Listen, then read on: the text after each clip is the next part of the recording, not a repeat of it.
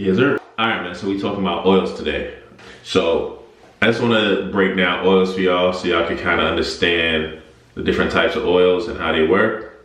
And then you can kind of choose which one you want for yourself, even though I'm gonna make a pretty strong suggestion. All right. So it's two types of oil mainly, right? You got your essential oils. So that's like rosemary, lavender, tea tree, you know, all those oils. Those are like essential oils. Then you got carrier oils, which is the most popular ones that everybody really know, mostly, right? You got your coconut oil, which is my favorite, jojoba, olive oil, castor oil, which is another one that I recommend, olive oil, grapeseed oil. All those oils are carrier oils, and they got their own benefits as well. But for me, my moisture blend that I told y'all about is a combination of oils and then some other ingredients. So I'm gonna break down the oils part because the oils is something that y'all could do right away. All right. So essential oils, those typically you can't use by itself. You gotta mix it with something. Specifically, I mean, one thing you can mix it with is carrier oils, but you can also put it in other stuff. Like you could put essential oils in like your conditioner, or maybe like a shampoo or something like that. It just needs to be diluted. That's all. So mostly people dilute it with other oils. And you can still do it. You can still dilute it with other oils and then still put it in your conditioner, your shampoo, which by the way is a gem I'm giving y'all right now. You could put the oils in your conditioner or your shampoo and your shampoo if you want to do both. And that would actually increase the benefits of it, and you won't have the oily kind of build up if you're worried about that. But typically with my blend, you're not gonna have no build up. So I'm gonna give y'all my suggestions now of which essential oils to choose specifically for hair routines that kind of mostly help everybody. I say most people. And then also the carrier oils that I think will help the most people. And it just so happens that the one I choose, I feel are the most universal. But I'm gonna put all my resources in the link below that I used to come up with the information for today, just to make sure what I'm telling y'all is 100%. You know what I mean? And I'm not wasting y'all time. I'll put all that information in the link in the description below. Got my notes, you know what I'm saying? All right. So I pretty much recommend two essential oils that I think is the most universal. So the first one I recommend is lavender, and then the second one I recommend is tea tree oil. So let's break down some of the pros of lavender. So lavender is relaxing, and that's because it has a really, really nice smell to it. Got a nice little floral scent to it, and so it kind of, you know, it's relaxing. People use it as aromatherapy to go to sleep and all that, so it's really good for that. But as far as the hair is concerned, it's actually used to treat hair loss and also skin irritation. So because of that, I think it's a good ingredient in your mixture that you're using. The other essential oil is tea tree. Tea tree oil is actually my favorite. And it has this kind of menthol smell and feel to it, which is cool. Some people don't like that. I like that though. Some people don't. But here's the reason why I think even if you don't really like that so much, you should probably still use that, is because, let me get my list right here. Tea tree oil is antibacterial, anti-inflammatory, antiviral. It's great for hypersensitivity. It treats dandruff, and it actually removes buildup. So as far as hair products go, this is what you would kind of want, because it's kind of like, it serves as like a cleaner also. So that's why it helps to kind of reduce buildup in your hair, like of all them products and all that. So I always use tea tree, and that's why my hair always kind of looks like this. I very rarely have product buildup in my hair, especially as of late, and I'll show y'all why in a second. All right, so those are the main benefits of tea tree oil. Now, if I were to choose between lavender and tea tree, I'm gonna go with tea tree because it has the most benefits. Now, as far as the antibacterial, antifungal, anti-inflammatory, all of that, that's actually great for your scalp, because inflammation can actually affect hair growth. Bacteria and all of that could actually contribute to a foul odor on your scalp or your hair. Actually, really what that is, so I'll give you an example of that, like bacteria on your scalp or things like that, on contaminants on your scalp. So I don't know if y'all could think of what hair smells like that when it smells like you need to be washing your hair. That actually is a buildup of bacteria or fungus or whatever on your scalp that actually causes that smell. Is as it builds up, the smell becomes stronger. So the stronger, the more your hair smells like hair, it means the more buildup you got of that on your hair, on your scalp. And that's why it smells like that. Now, tea tree kind of reduces that, keeps that to a minimum. So the more you're using tea tree, the more it suppresses and destroys all that bacteria and all of that causes that smell. You know what I mean? So, like I said, it's kind of like a cleaning agent in a sense. So I prefer to use tea tree, especially if, let's say, I'm not washing every day or every other day. It'll help you, because especially if you sweat a lot too, because sweat can actually cause that to build up too and then start smelling. So if you sweat a lot, you definitely want to be using tea tree to kind of keep that to a minimum. So I would choose tea tree over lavender specifically for that reason, but also because of all those additional benefits like the anti-inflammatory and all that. So then we're gonna talk about carrier oils now. So carrier oils, for me, that's the sauce. So that's where you get to really play around, and it's like building your favorite character or the ultimate character in like 2K or something like that. You know, that's how I look at it. So tea tree is the foundation, and then the carriers now, which you can add any amount of carrier oil that you want.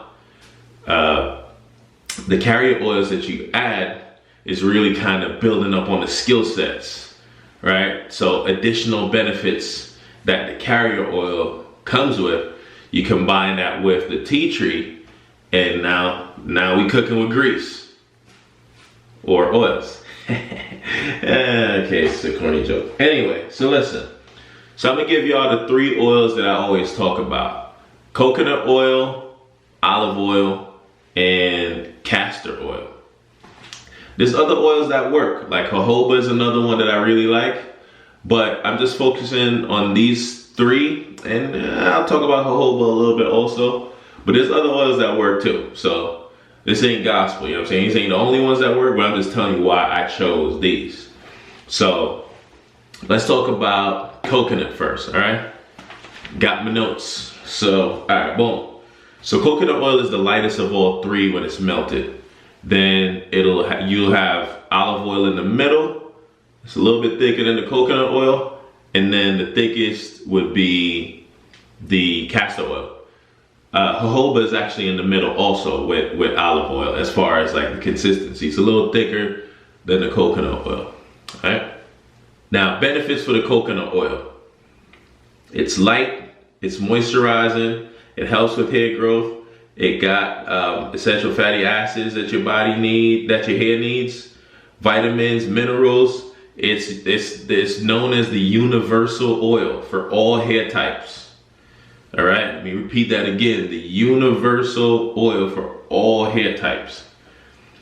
And it's even good with greasy hair. So some people's hair is prone to grease and build up and all that stuff. And again, this is one that's kind of helpful for that. So you pair that with the tea tree.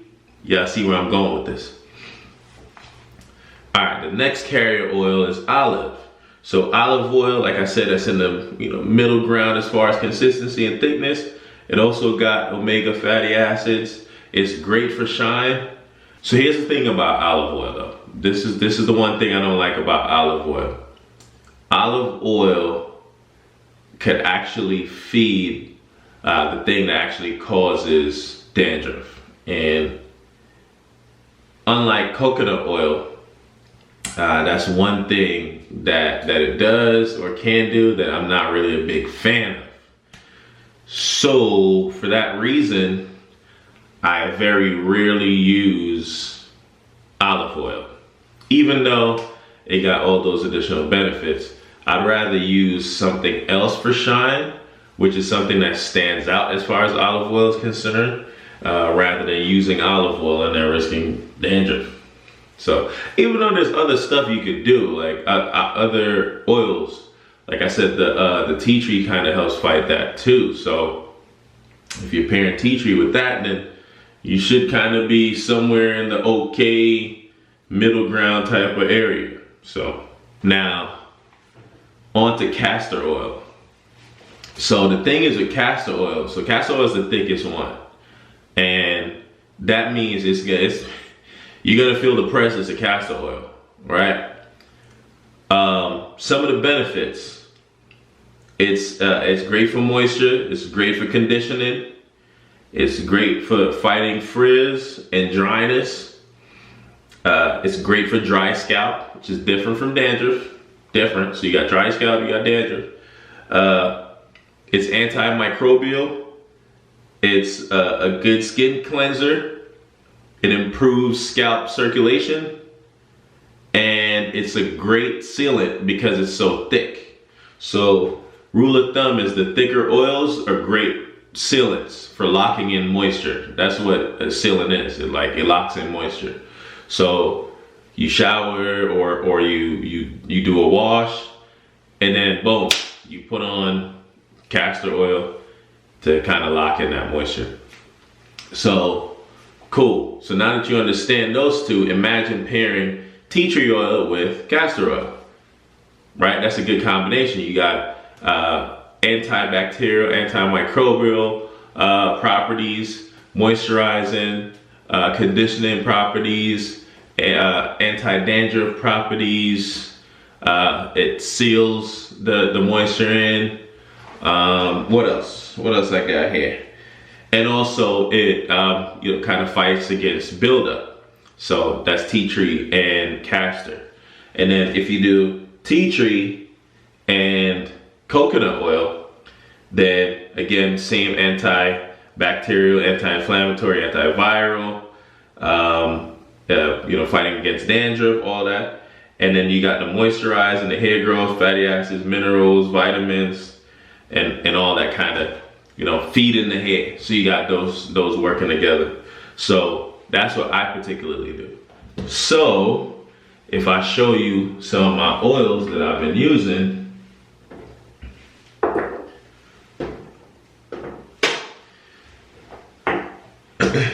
I told y'all that I have jojoba. So yeah, if you look at the breakdown right there, you see that right there? Soothes scalp, right? Hydrates hair. It's light and non-greasy, and it conditions. So that's great. So if you were to pair this with tea tree, which is right here, then you would get antibacterial, anti-inflammatory, antiviral, dandruff fighting properties, and reducing buildup, along with that great smell. Oh, and by the way, jojoba doesn't clog your pores or anything like that. It's one of those.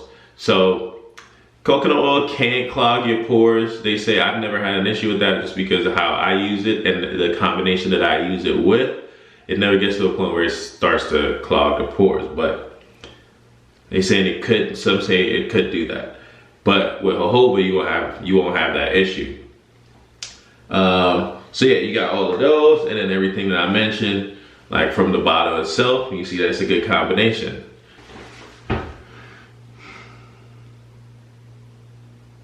Look at that.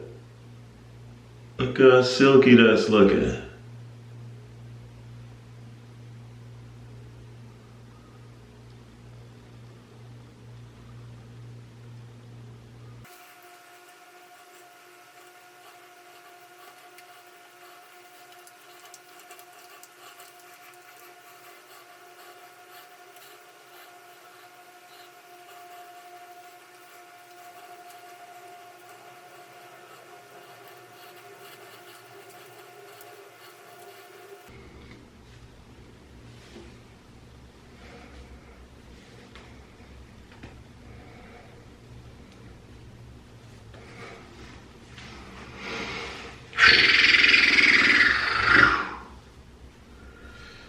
All right, y'all. So that's it. So we talked about oils today. I hope that helps you decide which oils you're gonna use for your moisture blend. And you know, if you have any questions, anything like that, hit me up in the comments below. Make sure y'all like this video, comment, and definitely subscribe. Hit that notification bell so y'all know when I post future videos. You already know I'm doing 30 videos for 30 days, 30 for 30. We on day 20 today. Let's get this video to 10 likes. Alright, that's how you know we really in the beginning stages. 10 likes. Let me get 10 likes on this video, y'all. I'd really appreciate that, alright? Anyway, until next time, it's your boy Tech. Peace.